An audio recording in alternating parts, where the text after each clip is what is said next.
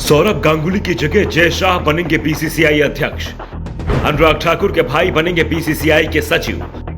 BCCI से सौरभ गांगुली की होगी छुट्टी। सुप्रीम कोर्ट के फैसले के बाद अब जय शाह अध्यक्ष पद पर कब्जे की तैयारी में। केंद्रीय गृह मंत्री अमित शाह के बेटे हैं जय शाह।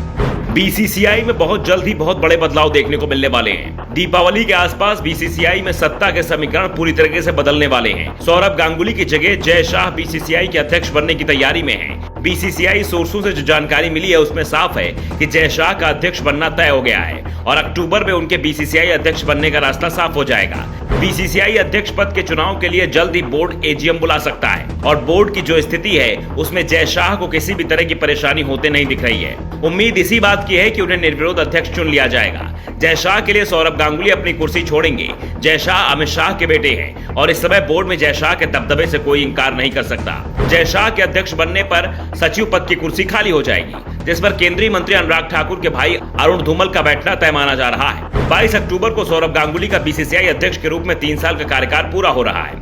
ऐसे में नए अध्यक्ष को 23 अक्टूबर को कार्यभार संभालना है। वैसे बीसीसीआई संविधान के अनुसार सौरभ गांगुली का एक और कार्यकाल के अध्यक्ष बन सकते हैं, लेकिन उन्होंने भविष्य की राजनीति को देखते हुए फिलहाल बीसीसीआई की राजनीति से दूर जाने का फैसला लिया है। सौरभ 3 साल का कूलिंग पीरियड अभी ही पूरा करने की तैयारी में दिख रहे हैं। उनके पास अभी 3 साल का वक्त था, लेकिन अभी सौरभ अगर कूलिंग पीरियड पूरा कर लेते हैं तो फिर वो बोर्ड की राजनीति में 12 साल तक लगातार सक्रिय रह सकते हैं। दरअसल सुप्रीम कोर्ट के निर्देश पर बनाई गई लोढ़ा समिति ने सिफारिश की थी कि बीसीसीआई में लगातार 9 साल तक पदाधिकारी रहे लोगों को उनके पद से हटाया जाना चाहिए और 3 साल तक वो कोई जिम्मेदार पदों पर नहीं रहे। इसके बाद फिर वो बीसीसीआई पदाधिकारी बन सकते हैं। सुप्रीम कोर्ट ने इस सिफारिश को मंजूरी दे दी थी। बाद में बीसीसीआई की सिफारिश पर 9 साल की अवधि को 12 साल कर दिया गया था।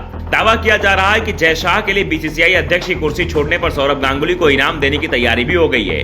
उन्हें आईसीसी का चेयरमैन बनाया जा सकता है। आईसीसी के चेयरमैन का चुनाव भी वोटिंग के जरिए ही होता है, जिसमें टेस्ट मैच खेलने वाले 12 सदस्य देशों के साथ 3 वोट सहयोगी देशों के हैं, जबकि 1 वोट स्वतंत्र निदेशक इंदिरा न्यूई का है।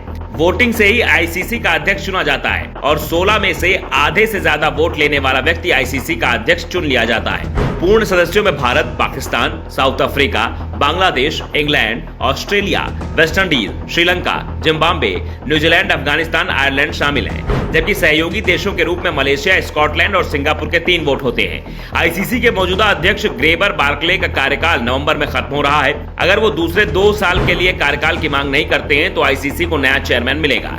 हालांकि बर्मिंघम में आईसीसी सालाना कॉन्फ्रेंस के बाद बार्कले ने कहा था, मेरा कार्यकाल नवंबर में खत्म हो रहा है, इसलिए मैं 2 और साल के कार्यकाल के लिए योग्य हूं और अगर सदस्य चाहें तो मैं फिर से चुनाव के लिए उपलब्ध हूं। ग्रेगर बार्कले 2020 से इस पद पर हैं। बार्कले भले ही फिर से चुनाव लड़ने की बात कर रहे हों, लेकिन उन्हें भी इस बात का एहसास है कि नौबत मतदान की आ जाती है और सौरभ गांगुली उनके सामने मैदान में होते हैं तो फिर उनके लिए चुनाव जीतना बेहद मुश्किल हो जाएगा, क्योंकि आईसीसी में बीसीसीआई की हैसियत का अंदाजा बार्कले को भी है और मतदान की स्थिति में सौरभ गांगुली आसानी से बहुमत का समर्थन हासिल कर लेंगे। Bureau report, Tanodarpan news.